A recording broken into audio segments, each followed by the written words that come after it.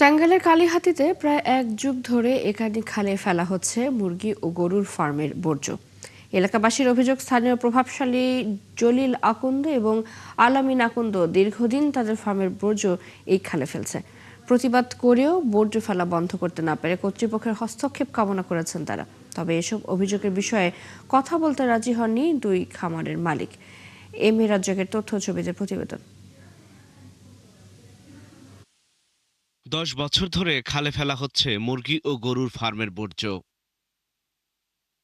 টাঙ্গাইলের কালিহাতীর একানি খালে জলিল আকন্দ ও আলামিন আকন্দ নামে দুই ভাই দুইটি মুরগির ফার্ম ও একটি গরুর ফার্মের বর্জ্য ফেলে।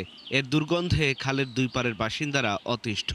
এলাকায় পানিবাহিত রোগও বেশি। শুকনা খালের মধ্যে মল ফেলাইলে মলগুলা চতুর্দিকে গন্ধ ছড়ায় পরে মশা নানান অসুখে মানুষজন ভোগান্তিতে পড়তেছে। মল যেগুলো আছে এগুলোর গন্ধে চলাফেরা করা যায় না, এগুলো বাষ্প প্রদূষণ করতেছে, বায়ু দূষণ করতেছে, এগুলো অনেক কষ্ট হয় চলাফেরা করতে। মেহমান আইলে তারা থাকতে পারে না, জায়গা চলে গন্ধ ঠেলা করেন যায় না। আমাদের গরু বাছুর বাচ্চা কাচ্চা নিয়ে খুব অসুবিধায় আছি আমরা। আবাসিক এলাকার মধ্যে পরিবেশ অধিদপ্তরের অনুমতি ছাড়াই কাজ শুরু হয় এই ফার্মের, কিন্তু পরে এ নিয়ে পরিবেশ অধিদপ্তর ও উপজেলা প্রশাসনের কাছে অভিযোগ দিয়েও কোনো লাভ হয়নি।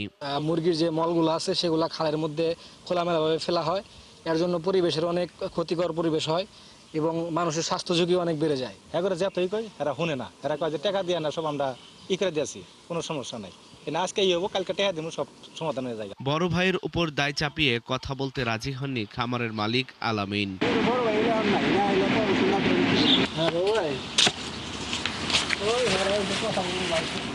আর প্রশাসন বলছে দ্রুত এই বিষয়ে ব্যবস্থা নেওয়া হবে। যেহেতু বিষয়টা আমরা জানলাম, যদি এই ধরনের ঘটনা ঘটে থাকে আমরা সরেজমিনে তদন্ত করে অতি শীঘ্রই এটা আমরা একটা আইনগত ব্যবস্থা নিই।